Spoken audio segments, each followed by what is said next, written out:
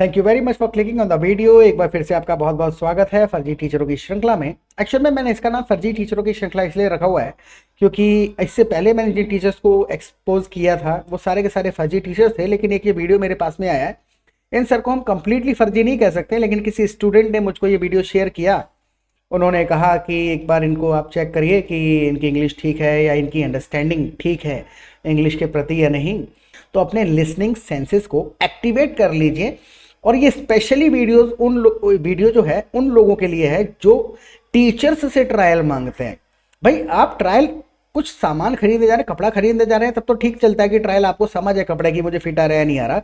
आप किसी टीचर से ट्रायल मांग रहे हैं, आपको पता ही नहीं वो समझा क्या रहा है। तो अब मैं पहले वीडियो प्ले करता हूं, उसके बाद मैं आपको ज्ञान भी बीच बीच में देता चलूंगा। प्लीज इस वीडियो को पूरा देखिएगा, बहुत आपके पैसे और समय बचेगा आगे चल के। देखो। हेलो एवरीवन, देखो स्पोकन क्लासेस में सबसे बड़ा चैलेंज क्या है? सीखना सिखाना बहुत इजी होता है। मैंने 4 चीज सिखा दी, आपने 4 चीज सीख ली, हो गया। लेकिन स्पोकन में सबसे बड़ा चैलेंज होता है कि उन लर्निंग्स को स्पोकन में यूज करना और उन चीजों को याद रखना। और यही मेरा सबसे बड़ा चैलेंज भी है, और इसके लिए मैंने बहुत सारे मेथड्स निकाले हुए हैं जो कि हम कॉन्टिन्यूस बेसिस पर, एक रेगुलर बेसिस पर क्लास में करते हैं। फॉर एग्जाम्पल, देखो सर ने बहुत सारे मेथड निकाले हुए हैं। मेथड निकालना अलग बात है, लेकिन सर जिस प्रकार से आपको ग्रामर समझा रहे हैं इस वीडियो में, सारी की सारी ग्रामर गलत समझाई हुई है सर ने, क्योंकि सर को खुद से नहीं पता कि कोई सेंटेंस जो बोला जा रहा है वो क्यों बोला जा रहा है, उसमें जो ग्रामर यूज हो रही है वो सही है या गलत है। तो कुछ प्रवचन मैं यहाँ से स्किप करता हूँ और मैं वहां से स्टार्ट करता हूँ जहां से सर ने ये इंग्लिश के सबटाइटल समझाने शुरू करें। राइट, नहीं तो आप बोर हो जाएंगे।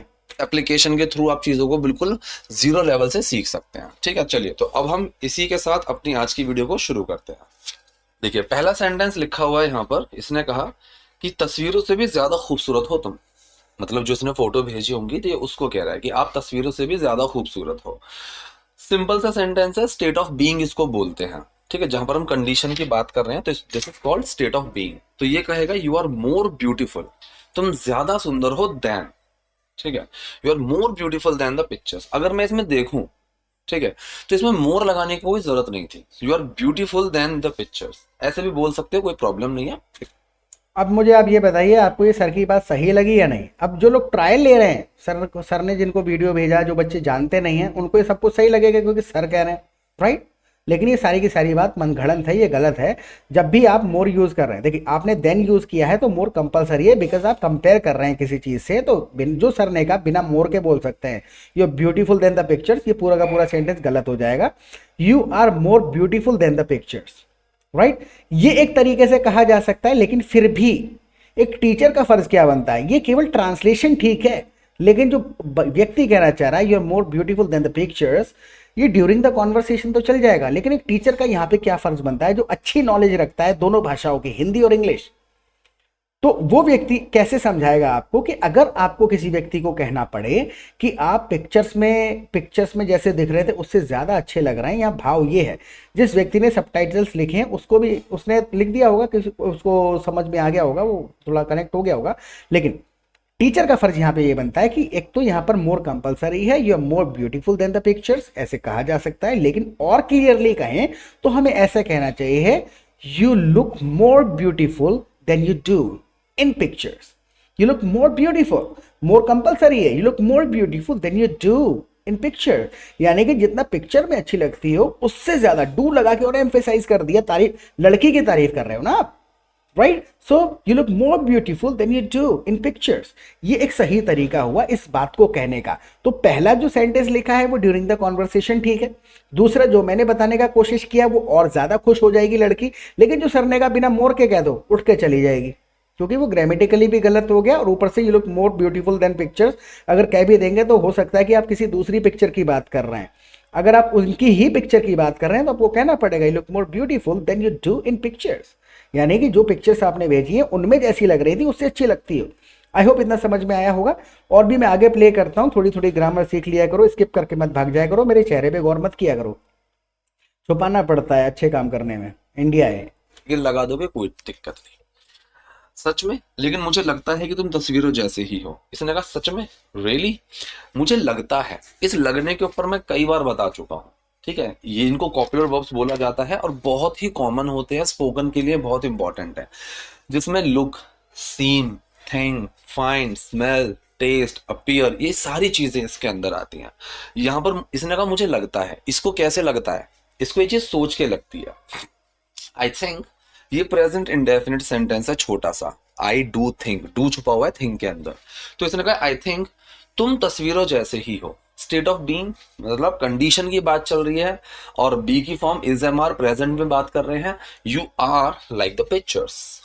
अब आपने सर की बात को ध्यान से सुना, सर ने कुछ ग्रामर के टेक्निकल चीज़ें तो कहीं, वो मेरे को एक्चुअल में आती नहीं है, लेकिन मैं आपको बताता हूँ इस सेंटेंस को बोला कैसे जाएगा। अगर ऐसे कहा जाएगा कि I think you are like the pictures, पता है इसका मतलब क्या हुआ? ये जो लड़की ने बात कही है आई think you like the pictures, तो इसका एक मीनिंग बनेगा ड्यूरिंग द कॉन्वर्सेशन में। ये नहीं कह रहा कि गलत है बहुत ज़्यादा, क्योंकि जिसने ट्रांसलेट किया, जिसने सबटाइटल्स लिखे हैं, थोड़ा बहुत उसने स्टोरी से बहुत ज़्यादा कनेक्ट होकर लिखे हैं, तो ड्यूरिंग द कॉन्वर्सेशन चलेगा। लेकिन एक टीचर का फर्ज ये बनता है कि वो ये बताए कि इस बात को और इफेक्टिवली, अच्छे तरीके से कैसे कह पाएं। I think you are like the pictures का एक मतलब ये बनता है कि तुम बिल्कुल पिक्चर जैसी हो, कि तुमने मुझे बुला लिया और तुम यहाँ पे बिल्कुल आइडल बैठ गए आकर के, so you sitting idle, you sitting like a picture, I think you like a picture, इसका मतलब बिल्कुल पिक्चर जैसे हो। लेकिन लड़की यहाँ पर कहना ये चाह रही, मैं बता रहा हूँ आपको, सबटाइटल्स भी हैं, वो बिल्कुल लिटरल ट्रांसलेट कर दिए गए। हो सकता है कोई सस्ता ट्रांसलेटर प्रोड्यूसर ने हायर किया सबटाइटल लिखने के लिए। इस बात को कहा ऐसे जाएगा, अगर आप वाकई किसी से मिलने गए और आपको कहना है कि आप बिल्कुल वैसी लग रहे हो जैसे आप पिक्चर्स में लगते थे, तो you look exactly the same as you did, you look exactly the same as you did in pictures, यानी बिल्कुल आप वैसी लग रहे हो। You look exactly the same as you did in pictures, यानी कि जैसे आप पिक्चर्स में लग रहे थे बिल्कुल वैसे ही लगते हो। ये एक सही तरीका हुआ, लेकिन ड्यूरिंग द कॉन्वर्सेशन थोड़े वर्ड्स ऑमिट कर दिए जाए तो सबटाइटल एक बार को ठीक है, but I think you like the pictures, लेकिन ऐसा कहना नहीं चाहिए। ड्यूरिंग द कॉन्वर्सेशन चल जाएगा। तो सर ने जो मनगढ़ंत चीज़ें समझाई हैं यहाँ पर कि भाई ये स्टेट ऑफ बीइंग है वगैरह वगैरह, हो सकता है कि उसका कोई फ़ायदा किसी को मिलता हो, लेकिन एक टीचर का फ़र्ज यहाँ पर ये बनता है कि एक बात यहाँ पर ये है और एक बात और अच्छे तरीके से ऐसे ही कही जाएगी, और उसका ग्रामर समझाएं, और ये भी समझाएं कि ये ऑकवर्ड साउंड करेगा अगर आप ड्यूरिंग द कॉन्वर्सेशन किसी को कह देते हैं। तो आई होप जो मैंने आपको बताया वो आपको समझ में आया होगा। थोड़ा और आगे बढ़ते हैं। ठीक, ये जो मैं बार बार बोलता हूँ स्टेट ऑफ बीइंग की हेल्पिंग वर्ब, ये सब वो सब, अगर मैं देखूं तो बहुत इनिशियल लेवल पे इन चीजों को समझने की जरूरत नहीं है। इसने अपने दोस्त को बुलाया, गणेश मेरे लिए 2 ठंडी कॉफी लेकर आओ यार। गणेश लेकर आओ कोई चीज, सिंपल आप गेट का भी यूज कर सकते हो, ब्रिंग का भी यूज कर सकते हो। गेट के बहुत सारे यूजेस हैं, आना जाना, पहुंचना, समझना, लाना, दिलाना, ढूंढना, बहुत सारी चीजें हैं, मिलना किसी चीज का। तो गेट के भी हम प्रोफाउंडली यूजेस समझ चुके हैं क्लासेस में। तो इसने कहा मेरे लिए 2 ठंडी कॉफी लेकर आओ, गेट मी, ठीक है, मुझे लेकर आओ नहीं, मेरे लिए लेकर आओ। So get me 2 cold coffees buddy, इसने लास्ट में बडी बोला, so get me 2 cold coffees buddy. ये बेसिकली इंपेरेटिव सेंटेंस होता है। बहुत सारे बच्चे इसमें कंफ्यूज्ड इस चीज को पकड़ के रहते हैं, सर इस सेंटेंस में कोई हेल्पिंग वर्ब नहीं है। इस सेंटेंस में हेल्पिंग वर्ब है। अगर मान लो इसका नेगेटिव बनाओ कि मेरे लिए कॉफी मत लाना, तो ये कैसे बनेगा? Don't get me coffees. ये जो डोंट निकल कर आया बाहर, डू निकल कर आया, ये कहां से आ गया? तो ये डू पहले ही छुपा हुआ था गेट के अंदर, ठीक है। तो होता क्या है कि किसी भी सेंटेंस में अगर आप कोई ऑर्डर देते हो, उसमें हमेशा डू होता है, और वो सेंटेंस हमेशा किससे चालू होता है? उस एक्शन से चालू होता है जो मैं करने के लिए कह रहा हूं। अब इतना लंबा सेंटेंस है।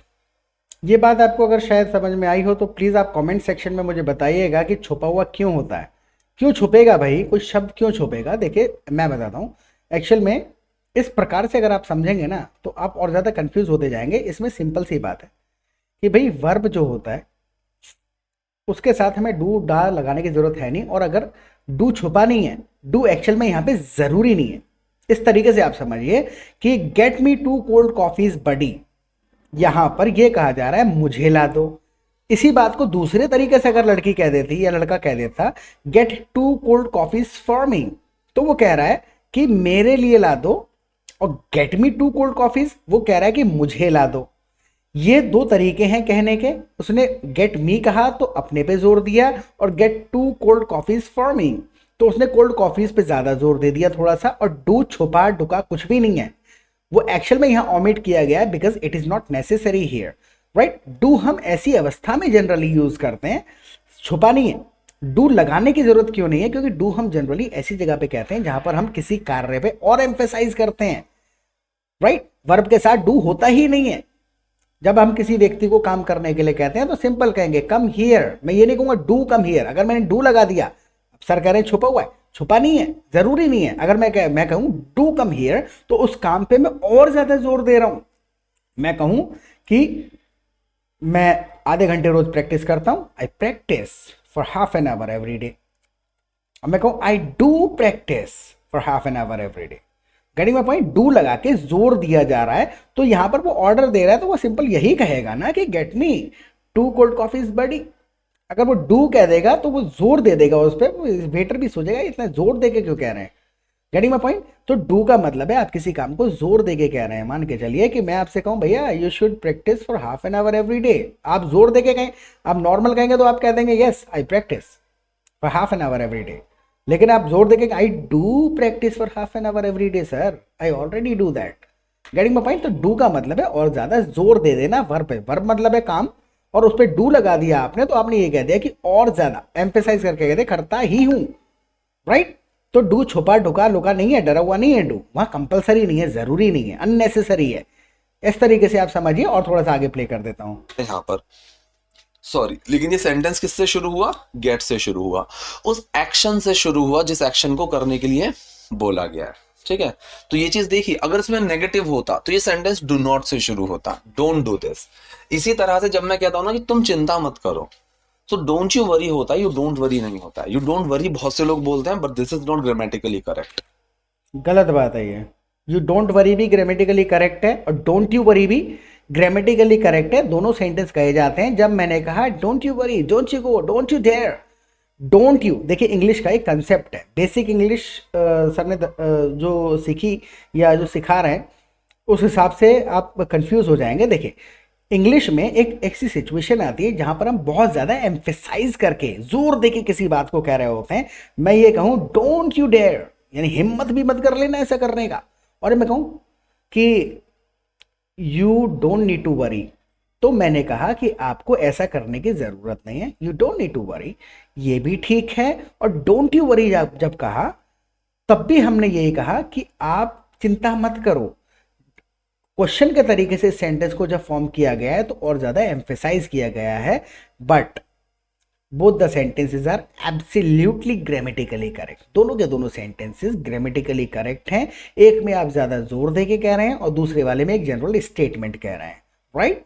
तो ये अगर सर कह रहे हैं कि यू डोंट वरी कहना ग्रामेटिकली इनकरेक्ट है, तो सर गलत कह रहे हैं, this sentence is grammatically correct. मेरा बताने का तात्पर्य केवल इतना है कि आप मॉल में कपड़ा खरीदने जा रहे हैं तो ट्रायल लीजिए, कुछ और मसाज कराने जा रहे हैं तो ट्रायल लीजिए, लेकिन टीचर से ट्रायल मत मांगिए। देखिए समझिए, टीचर और सेल्समैन में फ़र्क है। बहुत से लोग पढ़ाने में अच्छे होते हैं, बहुत से लोग बेचने में अच्छे होते हैं। तो अगर आपको कोई ट्रायल का प्रलोभन दे रहा है तो समझ लीजिए उसने बेचने के लिए कुछ ना कुछ डिज़ाइन कर रखा है। लेकिन मैं सर को ये तो नहीं कह सकता पूरे फर्जी टीचर हैं। देखो मैं रिस्पेक्ट करता हूँ, मेरा मकसद किसी को नीचा दिखाना नहीं है, लेकिन फिर भी सर की जो इंग्लिश को लेकर के अंडरस्टैंडिंग है वो ऐसी नहीं है कि सर आपको सही इंग्लिश समझा पाए। सर आपको ग्रामर, बेसिक ग्रामर तो समझा सकते हैं, गा गे गी ताते ती तक तो सीमित है, लेकिन अगर आप कॉन्वर्सेशन सीखना चाहते हैं सर से तो मुझे नहीं लगता कि he is a good choice. No doubt, ठीक है।